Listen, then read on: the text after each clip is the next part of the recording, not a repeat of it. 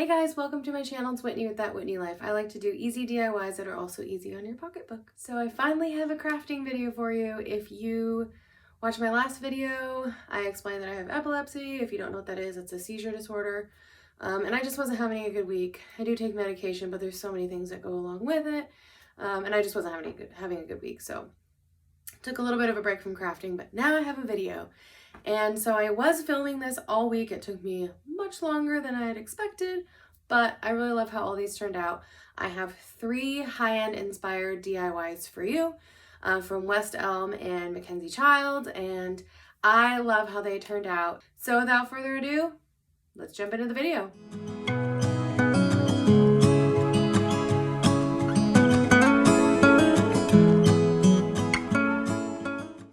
So DIY number 1, I was on the West Elm website and I saw these books for 140 big ones.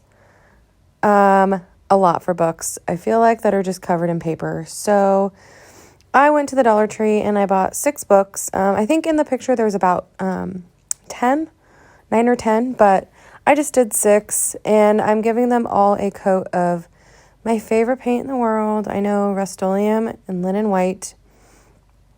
I'm just going to paint these, and then I realized that Office Max sells construction paper for super cheap. So I just never think about that place because I literally never go. I cannot remember the last time I went to Office Max. So actually, I do remember the last time I went to Office Max. I actually went when we had a toilet paper shortage because they sell toilet paper for the office, and I was like, hey, long shot.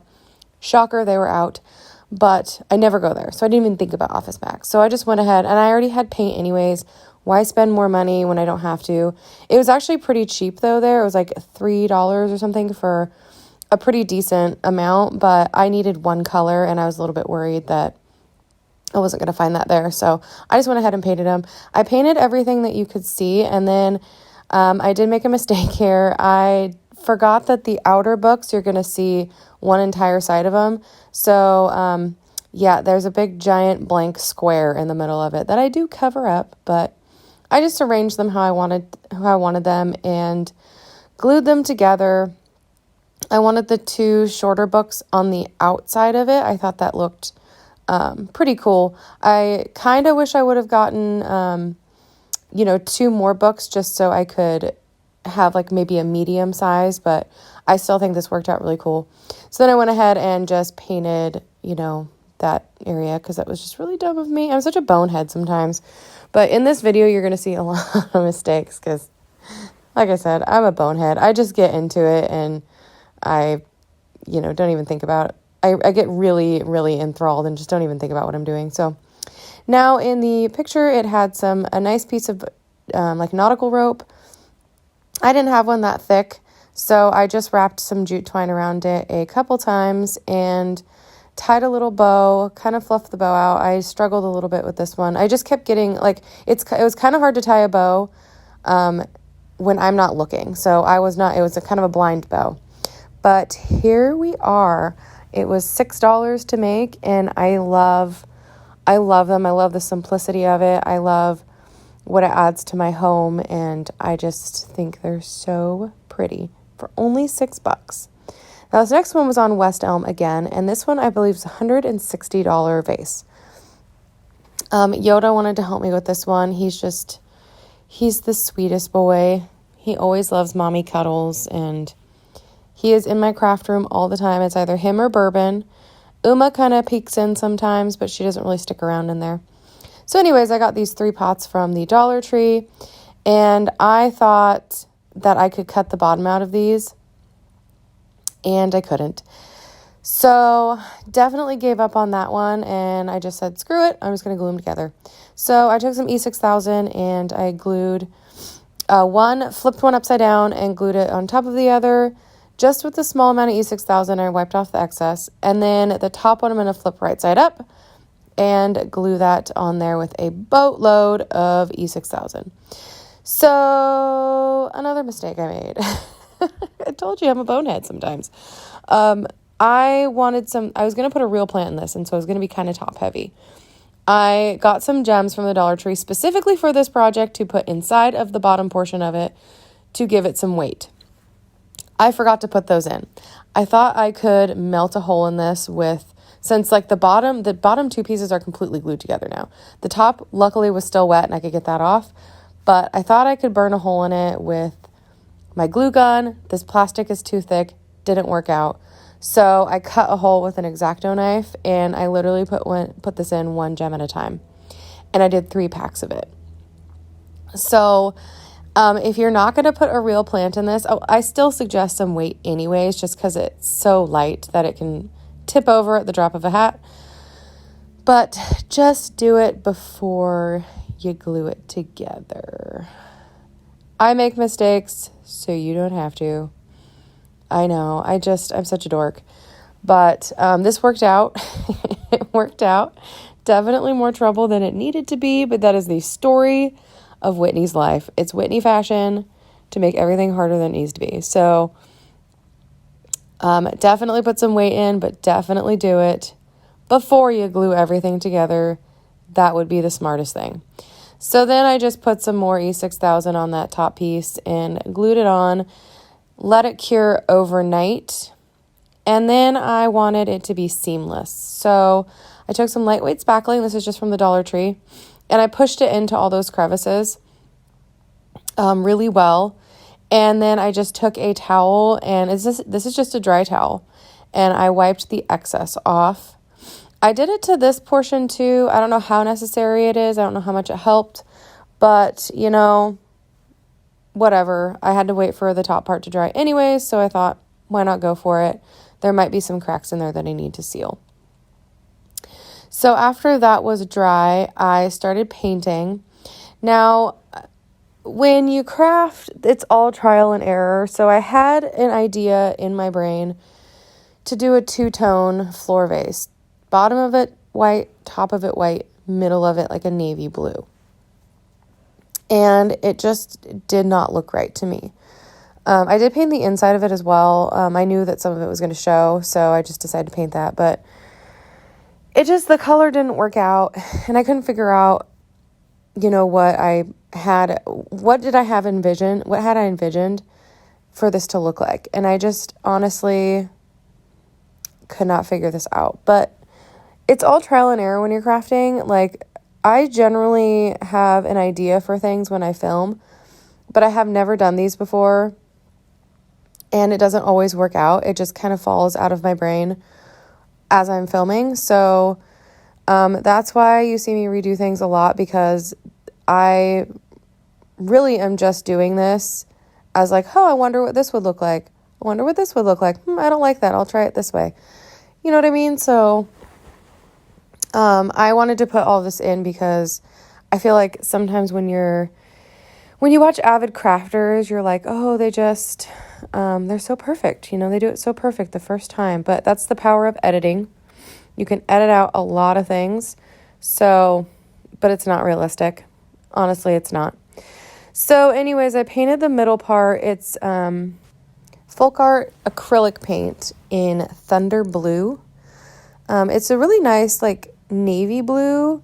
I actually like the Craft Smart one, the chalk paint that I used in a lot of videos, the Midnight Blue, a little bit better, but it's still a really nice blue. So I just painted the center of that. I did 2 coats of all the paint just to get, since these are textured pots, I wanted to get in every little nook and cranny. And this is acrylic paint, so the coverage is not as good as chalk paint, but the Folk Art paint is really good. And it actually, usually you need at most 2 coats of it. So really good paint, and it worked out. I'm taking like a detail brush and just going around the top just to make sure that I have, it all covered up. And I'm doing the same thing on the bottom. And then I decided I didn't like it. So I took some white and I dry brushed the middle part of it. So the idea here was to dry brush the middle part white and then to dry brush the white parts of it blue. And I didn't like that either. So that was scrapped as well. I mean, I think it was a good idea, but it just did not work out for this. So I think it was really the texture of this vase. So I ended up painting it all in that blue color, and I sealed it with some semi-gloss Rust-Oleum enamel in clear. And here's how it turned out. I love the finished product. I just popped an exotic angel plant in. That is not going to be the plant that goes in it. That actually goes in a hanger somewhere else. But for video purposes, I wanted to put that in. I think I'm going to get a big bushy fern to put in this. But I really love how it turned out. And it was $3 versus $160. And I am so happy I decided to paint it blue. Now, this next one is a Mackenzie-Childs tray. This is going to be nowhere near what this looks like, but I had this tray, and I was inspired by that one that's $258. So this is a Dollar Tree tray, and I just painted it with 2 coats, top and bottom, with chalk paint, the white linen chalk paint. And then I'm going to do kind of a checkerboard pattern. Like I said, this is inspired by that tray. It is not a dupe by any means. And I just went ahead and so originally I was going to do checkerboard pattern, and I totally screwed that up. It just wasn't like the pattern wasn't even. So I had like 2 white squares that were next to each other, and there was no way I could fix it. So, it happened on one side, and so I was like, okay, well, I can probably mask that one. And as I was going around, it happened again, and so I was just like, you know what? I'm just going to paint all of it black for now. So that's what I did. So it's kind of backwards. I should have, done a white base and then black on top, but I had to cover up my mistakes. So now, since I'm using chalk paint, it actually covered really well, and I only needed 2 coats. So now I'm just going to paint some stripes all the way around this. Again, 2 coats, chalk paint covers so well, so I really didn't have any problems with it covering the black. And now I'm going to take the tiniest bit of white and black and streak it on those black squares. This is a typical Mackenzie-Child touch to it. They do have actual painters and artists that paint their stuff. And they do put some real gold in some of their pieces. They just have really beautiful, beautiful pieces. And I just really respect the artists that do it. I just can't afford it because $250 for a tray, out of my price range. So now for the white squares, I'm going to take a little bit of white and a little bit of folk art, excuse me, metallic acrylic paint. And it's in True Gold, I think it's called. It's one of the gold ones. And I'm just going to streak some gold into the white squares. And now I'm going to take a little detail brush, and with that same gold, I'm going to line all the squares. Again, this is a typical Mackenzie-Childs look for their checker pattern and their stripes. They detail it with gold. So, and I really like how it looks. I know this is pretty funky, but I just love these. I love the interest it brings with all the mundane stuff that goes in my house.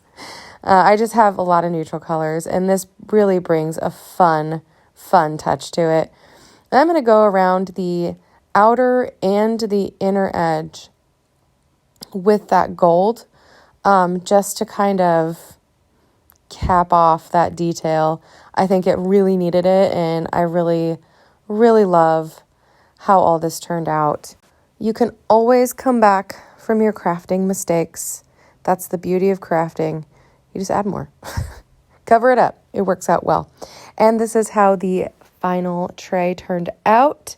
I absolutely adore it. I think it looks so high-end, and I'm so excited to style this in my home. I put it in my front room, and I'm so excited for people to see it. I love it to pieces. That is everything I have for you in this video. Thank you so much for watching. I got my giant shirt on because it's game day, so go Beavs. If you like this video, please give it a thumbs up. Please subscribe if you haven't already. My Instagram handle is in the description box, so make sure you follow me there, and I will see you in the next video. God bless.